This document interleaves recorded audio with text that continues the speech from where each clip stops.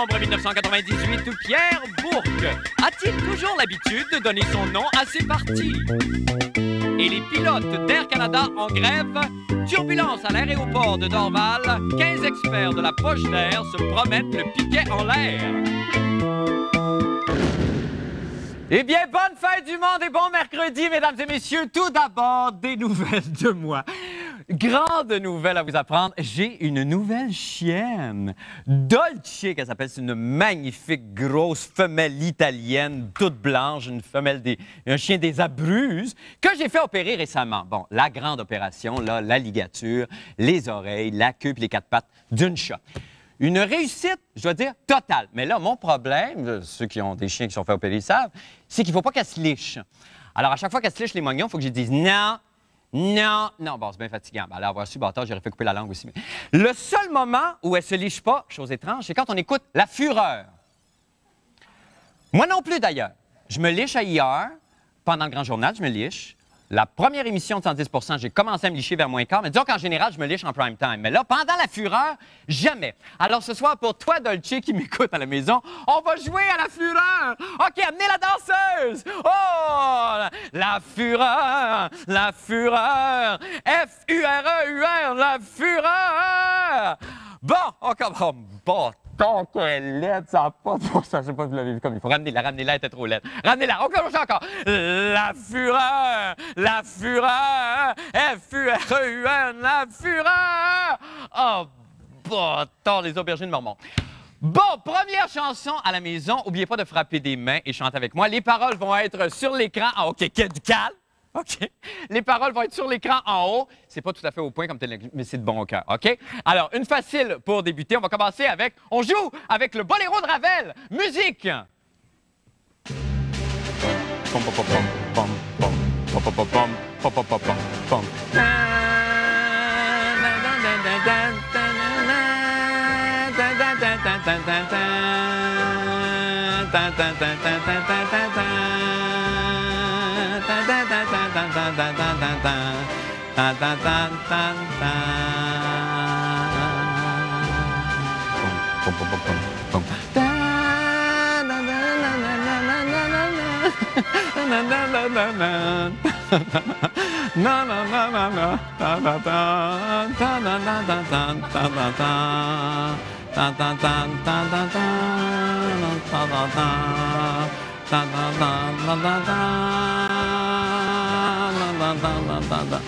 OK, ça suffit, ça suffit. Vous aimez ça, le karaoké, hein? Oh, petit peuple de liseux de paroles de chansons dans la fureur. René Lévesque serait pas fier de vous autres. Vous pouvez bien écrire au son. Ils l'ont dit dans le journal de lundi, 6 % des adultes québécois sont analphabètes et 11 % sont pas capables de lire les éditoriaux. J'ai honte! Je pense que je vais me licher un peu.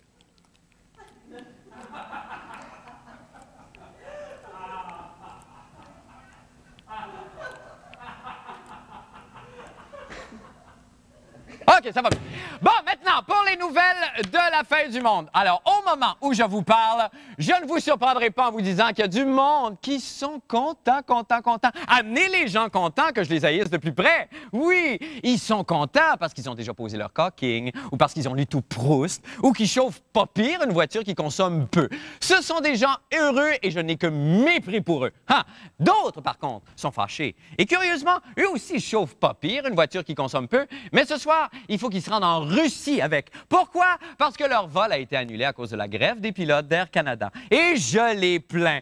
Mon collègue Jean-René Dufort, qui doit toujours en avion payer un excédent de bagages pour ses organes génitaux, est allé aujourd'hui examiner les développements du conflit de travail. On écoute ce que ça donne. La grève déclenchée par les pilotes d'Air Canada hier soir a causé un bordel formidable à Dorval ce matin. La fin du monde était sur les lieux pour constater les dégâts. Depuis minuit hier soir, il n'y en a plus de pilotes dans l'avion d'Air Canada. Leur Boeing stationné à Dorval, nos pilotes manifestent en carré pour les caméras. Il y a 2 quarts de travail de pilotage. Il devrait en avoir un cet après-midi.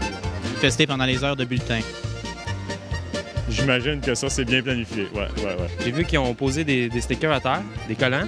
Ils sont obligés de tourner en carré, suivre ça. Ils n'ont pas le droit de traverser ça. Comme ça nous laisse de la place pour nous autres. On pousse des chariots jusque dehors. Ils ont tourné en rond quand même pendant au moins 3 heures de temps. Là, ils devaient peut-être commencer à être étourdis à la fin. Là. Avec un salaire moyen de plus de 100 000 $ par année, nos pilotes veulent plus de cash et n'hésitent pas à faire prendre cruellement l'autobus à leurs passagers internationaux. Ouais. Votre destination finale, c'est où? Israël. Et vous allez en Israël en autobus. Non, je vais aller en Israël par avion Et vous partez en autobus. jusqu'à New York. En ce moment, nous faisons le maximum pour réduire les conséquences sur les passagers. C'est sûr que la situation n'est pas facile pour personne. Malheureusement, cela n'implique pas d'offrir un nombre décent de préposés pour répondre aux troupeaux de passagers qui poireautent avec leurs billets. Heureusement, Air Canada a un truc pour les calmer. Bien, c'est toujours mieux attendre à l'aéroport avec un estomac plein qu'un estomac vide. À ce moment-là, les gens ont un peu plus de patience. Une lueur d'espoir, le dialogue patron-pilote est bien engagé. Moi, si je veux parler à mon boss, c'est 1-800 voicemail, Mal électronique Toronto. Il me connaît pas, je le connais pas. Il veut pas entendre parler de moi parce que c'est un trouble. Ici Jean-René Dufort à Dorval. Dieu, ils ont de la classe, même en grève. On va tout de suite rejoindre Jean-René Dufort, qui est à Dorval. Bonsoir, Jean-René. Salut Marc, tu pourrais-tu arrêter de faire des jokes de tout nu sur mon sujet?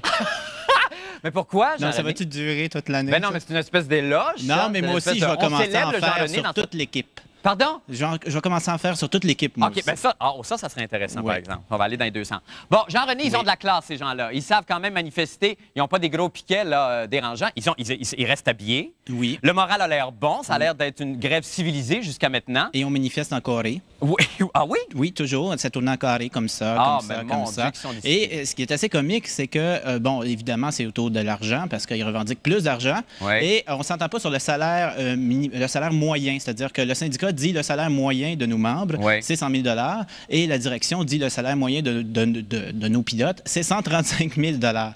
Donc, j'ai hâte de voir comment ils vont Mais faire. là, on était presque arrivé à une entente hier Oui. soir. Là. Oui. Donc, ça risque d'être une grève assez courte, finalement. Ben, je sais pas, ça a l'air qu'ils se parlent plus. Ils vont peut-être se parler le lendemain. Là, on a tout le temps l'impression que c'est la fin du monde quand on voit ça, puis le lendemain, ils sont réglés. Mais ce qui est assez impressionnant de voir, c'est que je pense que la direction d'Air Canada les a pas aidés beaucoup parce qu'aujourd'hui, je pense que, je sais pas s'ils ont fait exprès, mais bizarrement, il y avait beaucoup de comptoirs vides pour faire poireauter le monde et le monde était évidemment en maudit Oui. contre les pilotes et là, ça a commencé à grogner. Puis un dernier mot, est-ce qu'Air Canada est capable de redistribuer ses places un petit peu partout sur les autres compagnies? Est-ce qu'il y a des ententes? Ben, c'est ce qu'ils sont en train de faire, mais c'était assez bordélique aujourd'hui OK. dans les autobus. Et puis, ça se promenait d'un bar comme de l'autre. Ça allait à Toronto, ça allait à New York, ça Ouais. allait à Boston en autobus, parce Ben que ça oui. repartait ailleurs. C'est compliqué à la Paris. Ben oui, je comprends. Merci beaucoup, Jean. As-tu un petit problème de poids, Jean-René? Non, pourquoi? Non, c'est pas. C'est parce que vous avez un ton tout crooner. Ben non, c'est parce que je suis dans le hall d'entrée de c'est l'Hôtel ça. Ville. Ah, ben ça vous fait Oui. une belle voix. La prochaine fois, quand vous jouez à la Fureur, dites-moi là. OK, oui, c'est ça. On va vous inviter. Merci beaucoup, Jean-René. Salut. Merci beaucoup. On s'en va faire une petite pause et on revient avec d'autres nouvelles un petit peu plus tard. Restez avec nous, je vous en prie.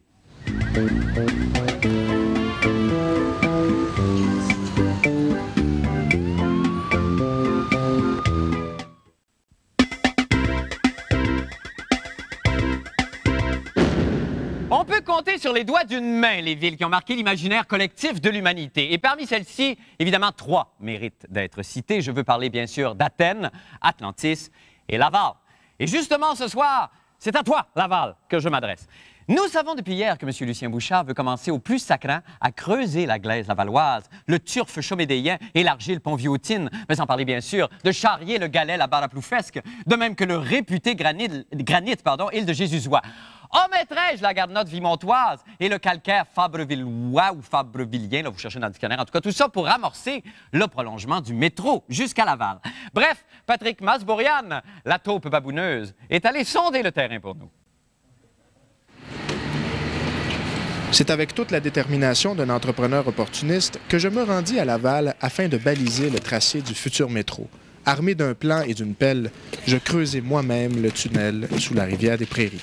Le tracé actuel qui a été proposé par le maire Vaillancourt, une station à Cartier, bien sûr le cégep Montmorency où il y a beaucoup d'étudiants qui y vont, le coin Saint-Martin et le Corbusier et le carrefour Laval. 4 stations sur 8 km au coût de 294 millions de dollars. Un chemin de croix sur l'île Jésus qu'aucun politicien à date n'a pu terminer. Ça sert plus à rien là, de poser du ciment. Là. De toute façon, vous la garderez pas, votre maison. Là. Ça part, vous êtes direct dans la trajectoire. La rivière est là. Ça s'en vient comme ça. Puis juste en bas ici, là, la rue Cartier, il y a une station de métro. Ça, c'est la rue Labelle qui est ici. Ce serait l'autre coin de rue. Vous êtes trompé à peu près de 10 pieds, à peu près. Ah, c'est l'autre coin de rue, l'autre bord de la rue? Non, ça serait l'autre bord. Je suis désolé. Je vais reprendre mon piquet. Arrêtez-moi ça tout de suite, là! Arrêtez-moi ça tout de suite. C'est plus ici, là, le métro. Vous savez pas que le maire Vaillancourt a dévié ça vers l'ouest? Je sais pas, aucune idée. Laval a une histoire un peu crasse au niveau de son développement immobilier. Sur les 94 millions de la première phase, le maire va s'en mettre combien dans les poches? Ah, ça, monsieur, vous pourriez poser la question, mais c'est votre affirmation.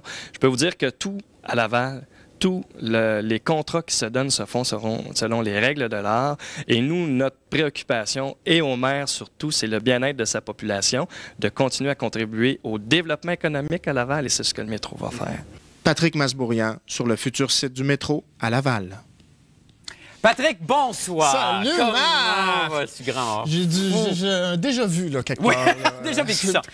Bon, ça, le métro à Laval, c'est une promesse, comme on l'a déjà dit, c'est une promesse qui avait été lancée par M. Bourassa, je pense. Oui, mais Bourassa a été très loin. Il a même été jusqu'à signer une entente avec la ville de Laval. Une entente qui disait que oui, ça va se faire. Bon. Et finalement, faute d'argent, ça s'est pas fait, faute d'argent. C'est vrai que le gouvernement avait des difficultés à cette époque-là, ce qui est moins le cas aujourd'hui. Et c'est peut-être pour ça que Lucien Bouchard revient à la charge. Il y avait Parizeau aussi qui avait... C'est parce qu'en fait, Bouchard hérite là, de ce fardeau-là, si on veut, des promesses de Parizeau, parce que c'était une promesse électorale et il voudrait définitivement pas être... Mais là, avec le ridicule. Entre la première entente et celle d'aujourd'hui, j'imagine que la configuration de Laval a changé. Ça s'est développé... Tout à fait. Et le maire Vaillancourt propose un nouveau tracé qui est, je dois l'avouer, beaucoup plus logique d'ailleurs. À l'origine, c'était une ligne droite. Ça partait comme du Pont-Viau. Ça longeait le boulevard... c'est quoi ça? Des Laurentides, ou je sais pas trop quoi. Jusqu'à Saint-Martin. Moi, je connais tellement Laval. et maintenant, on s'intéresse plus au point d'intérêt, en fait, des Lavallois. J'imagine, je parle du cégep Montmorency, par exemple, le Carrefour Laval. Donc, finalement, les centres d'attraction, là, en gros, non pas touristique, mais de la population. Et ça, c'est quand même plus logique. Donc, on parle d'une courbe là, qui s'en va vers l'ouest. Bien, c'est merveilleux, Patrick. Merci infiniment. C'est vraiment merveilleux. Oui, c'est tellement merveilleux. C'est vrai, ça? On s'en va faire une pause. Je suis obligé de vous quitter. On revient avec M. Bourque. Restez avec nous.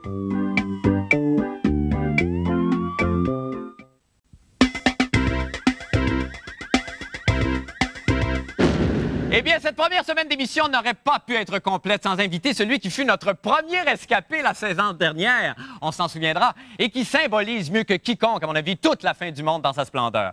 Après avoir été largement conspué, souvent critiqué, puis même déserté tant par son coiffeur que plusieurs membres de son parti, notre rescapé persiste et annonce, surprise, qu'il se représentera à la mairie de Montréal. Hurra Pedro! Il débute officiellement cette semaine sa campagne électorale, et mesdames et messieurs, nous l'avons avec nous, l'illustrissime et très controversé M. Pierre Bourque. Bonsoir, M. Bourque. Bonsoir, M. Labrec. Comment allez-vous, vous? Excellent. Est-ce qu'on peut toujours vous appeler Pedro? Comme vous voulez. Pierrot, qu'on m'appelait. Oui, pas Pedro. Pedro, c'est joli. Ça crée un climat intime entre nous, vous ne trouvez pas? Vous avez raison. Bon. Alors, Pedro, d'abord, d'emblée, moi, j'aimerais savoir, après le mandat que vous avez vécu, ça n'a pas été facile entre vous et moi. Ça n'a pas été facile, mais regardez la situation de Montréal, puis regardez-la comparée avec il y a 4 ans. C'est une ville transformée, une ville en renaissance, développement économique, création d'emplois. Oui, je veux bien. Alors, mais est-ce que vous y laissez beaucoup de plumes, vous, ne serait-ce que par amour propre? Vous avez perdu des amis, il y en a beaucoup qui sont partis. Comment est votre état intérieur aujourd'hui? Des vrais amis. Ceux qui sont partis, c'est parce qu'ils étaient là pour d'autres horizons et non pas, je pense, pour servir les Montréalais. OK. Est-ce que le pouvoir est si grisant que ça, que vous vous représentiez pour un deuxième mandat? Ou est-ce qu'il n'y a pas, entre vous et moi, un petit peu de masochisme là-dedans? Le pouvoir est toujours difficile. Si jamais vous êtes élu, je vous souhaite un jour de vous présenter. Vous allez... Oui, comptez sur moi. Non, mais c'est important. C'est important parce qu'il faut se battre et c'est toujours difficile. Chaque projet, chaque intervention doit être ciblée. Puis on a une vision de Montréal, puis cette vision-là, elle est pleine d'embûches. Et quand on veut vaincre les embûches, ça prend du courage. Écoutez, je ne veux pas ramener ça toujours au passé, mais une dernière question. Après 4 ans, votre plus grande leçon, ça serait quoi? Plus grande leçon, c'est peut-être de mieux communiquer avec les médias, parce que c'est important. Peuvent aussi avoir une équipe plus solidaire autour de moi. Oui. Ça, vous l'avez maintenant. Vous avez un parti qui vous ressemble. Ceux qui vous ressemblaient un peu moins sont tous partis. Là, vous avez des gens, vous avez même baptisé de votre nom bien en avant votre parti. D'ailleurs, tout le monde en parle aujourd'hui dans les journaux. Est-ce que, effectivement, dans ce nom-là, parce que, comment il s'appelle maintenant? C'est l'Équipe Bourque? Équipe Bourque, Vision Montréal. Mais d'abord, Équipe Bourque. Et le parti de M. Doré s'appelle Nouveau Montréal? C'est pour ça qu'il y a la confusion. Oui, bien c'est ça. Est-ce que... Moi, j'ai voulu éviter la confusion pour pas que les gens confondent. Quand ils arriveront pour voter, ils voteront pour l'équipe de Bourque, pour l'équipe de M. Dumaire. Ouais. Ils voteront pour les autres candidats. C'est étonnant ce qui se passe quand même, parce que quand vous êtes présenté au début, quand vous avez annoncé que vous reviendriez en politique pour un deuxième mandat, la cote n'était pas très pour vous à ce moment-là. Il semble que là, à la suite de l'été, vous remontiez tranquillement. Comment vous expliquez ça, vous? Bien, c'est le travail, c'est je pense, la détermination, la volonté. Les gens l'ont compris. J'étais attaqué, je le comprends, je le reconnais. Mais les gens ont vu qu'il y avait beaucoup de courage là-dedans, puis ils ont vu que les changements, ils ont vu que les résultats que j'ai semés commencent à apparaître. Mais vous pouvez dire aussi que la campagne des deux autres principaux, M. Doré, M. Duchesneau, n'a pas brillé cet été. Peut-être que vous capitalisez, vous récoltez en tout cas les bienfaits de ça, non? Exact. Ça aussi, c'est vrai. OK. C'est vrai. Je l'avoue. Je l'avoue parce que je suis un gars de terrain. Ben oui. Jouez-vous toujours au badminton, M. Bourque? Pourquoi vous vouliez qu'on joue ensemble? Ben ça serait le fun. Avec plaisir. Il paraît que vous avez un smash dévastateur. Voilà. Un badminton, je suis pas inquiet. Bon, ben écoutez, je vous souhaite bonne chance, mais surtout, soyez heureux. Il n'y a pas que la politique, hein? Vous avez parfaitement raison. Bon, ben c'est très bien. Merci beaucoup, M. Bourque. Bonne chance. Merci à vous. Merci. Eh bien, je l'ai vu tout nu cet été et j'ai promis de ne pas en parler, mais my God. Farinelli! Voilà, je l'ai dit. C'est Christian Tétrault. Et sa chronique des sports, mon cher Christian. Un célèbre lanceur gaucher, je crois. Non, c'est un célèbre castrat droitier. D'accord. Ah oui. Comment allez-vous, Christian, Ça va bien, Marc. Comment vont France et les enfants? Ah, ça va très bien. Ils sont fiers de vous? Absolument. Mon plus jeune est alcoolique, mais à part de ça, il n'y a pas de problème. C'est la descente aux enfers qui continue. Absolument, oui. On parle de quoi ce soir? Ben, j'ai remarqué qu'hier, quand je te parlais, Marc, de la course au coup de circuit, oui, américaine, la course. Il y avait une étincelle dans tes yeux. Bien, c'est que moi, j'avais entendu parler de ça de très loin. Oui. Et je sais pas, d'abord, quand est-ce que ça se termine, ça, cette course-là qui... Marc, quelle question imbécile. Oui, ça se termine... ça se termine à la fin de la saison. Ça se termine quand c'est fini. C'est comme le meilleur marqueur au hockey. Exactement. Ah, bon, d'accord. Excusez-moi. Je m'excuse auprès de tout le monde. Fabienne, je t'aime. Je t'aime, moi aussi. OK. Toi. Fabienne aussi. Fabienne aussi, on fait tout le monde. Okay. Non, je veux te parler de la course au coup... J'ai un complément d'information, si tu veux. Allons-y rapidement. Il y a un réseau de télévision américain qui s'appelle Shop at Home, qui a déjà offert 250 000 $ à la personne qui va attraper le 62e circuit de McGuire ou de Sosa. D'accord. À condition que ça s'attrape dans un climat de non-violence et non dans la bagarre. On a d'ailleurs un exemple d'attrapage de balles dans une bagarre. C'est le circuit d'hier de Mark McGuire. Oui. Alors, tu vas voir, il y a comme un genre de tumulte là qui va se passer. Okay. Tu vas voir, tout le monde va se garocher sur la balle. Alors ça, c'est pas accepté. Ben non, ça, c'est tellement bestial, les Américains. Les Américains. Les Américains. Puis, c'est ça. Alors, il faut que ça s'attrape dans le calme et la paix et la fraternité. J'ai maintenant 3 choses à souligner. Très rapidement, 3 anniversaires. D'abord, c'est Mario Tremblay. C'est, Mario Tremblay dit le bleuet. Alors, bon anniversaire. Aujourd'hui, c'est son 42e. Alors, Mario Tremblay, c'est à ton tour de te laisser parler de renouvellement de contrat. Oui. C'est également aujourd'hui le 26e... un autre accessoire. Un petit accessoire pour chaque anniversaire. Le 26e anniversaire de la fabuleuse défaite du Canada contre l'URSS au Forum 7-3 en 1972. Oui. Alors, en russe, je sais pas comment on dit ça, mais bref, merci de nous avoir battus. Oui. Ça nous a donné une bonne leçon d'humilité. Bravo. Et j'ai également un autre anniversaire à souligner, si tu veux tenir mon bleuet. Oui, certainement. Alors, c'est aujourd'hui, si tu permets, que... J'imagine que... Alors, peux-tu me rapporter mes bleuets, s'il te plaît? Question de rajouter un petit peu à cette cascade. C'est aujourd'hui le 86e anniversaire d'un des événements les plus spectaculaires du sport canadien, c'est-à-dire le Stampede de Calgary, qui naissait en 1912. Je m'en voudrais de ne pas remercier le seul éleveur de cheval électrique au Québec, qui s'appelle Monsieur Serge Michaud. Alors, si vous voulez louer ce merveilleux cheval et avoir l'air fou comme moi actuellement, appelez Monsieur Michaud. Merci beaucoup, Christian. Merci, monsieur. Il y a un petit Gildor qui se réveille, là. Oui, un petit Gildor On sent le petit Gildor qui se réveille. Oui, c'est bon. Oui. On s'en va. Merci, Christian. Alors, merci beaucoup, monsieur Michaud. Voilà. Alors, on s'en va faire une petite pause et on revient avec la météo et le mot de la fin. Restez avec nous.